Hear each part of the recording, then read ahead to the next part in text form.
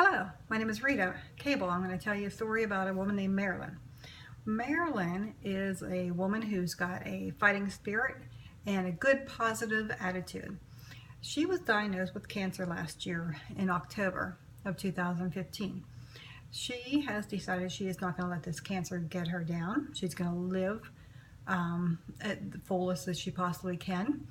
She's going to do her treatments that the doctors offer her and do everything she possibly can to beat this cancer, or at least live life to, like I said, to the fullest.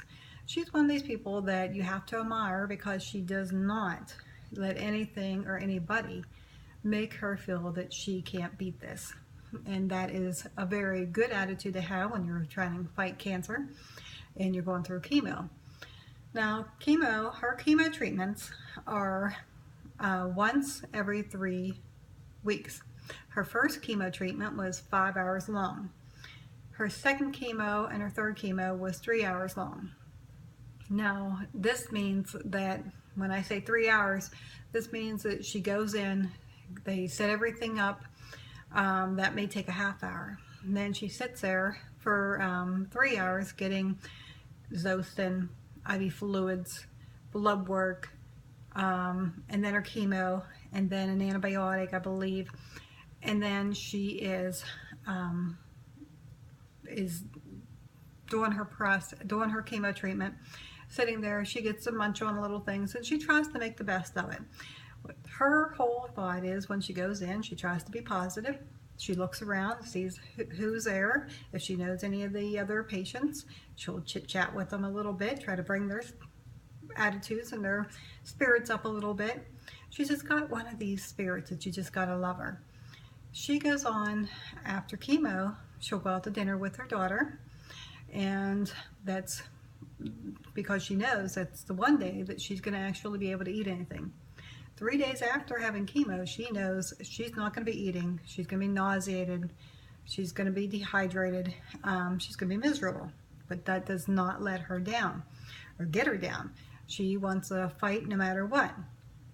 She was just recently told that this is going to be palliative, which palliative means this basically will be for the rest of her life.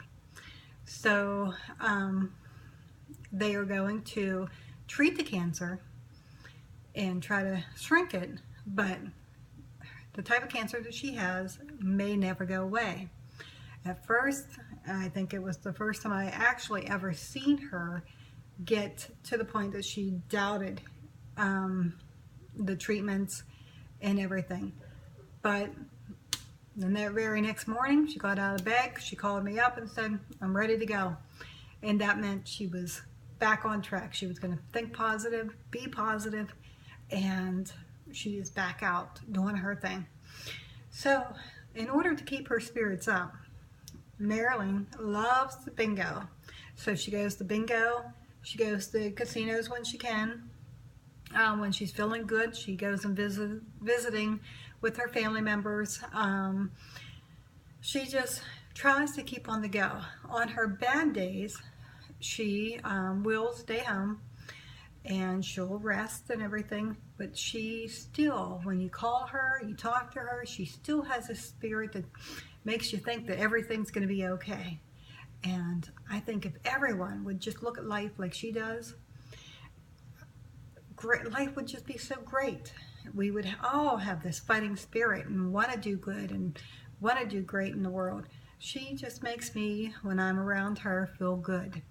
She doesn't believe in looking at things in a negative way. She's always trying to put a positive spin on something.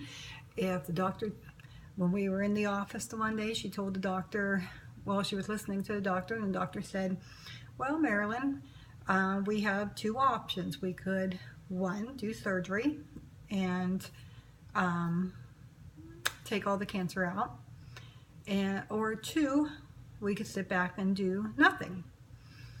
And she looked at him and thought for a little bit and said, I don't sit back, I don't do nothing, so let's see what we can do. So after more tests and everything, they found that the cancer did spread, so surgery was out of the question, and the only option she had was to take the palliative care.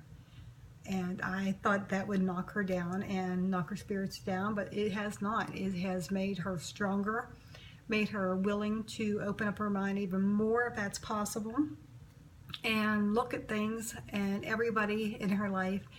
And she just keeps spreading the joy and the love, and it's amazing. And she is one of the people that I admire and inspired to be like. She is amazing, and she is my mother. Thank you.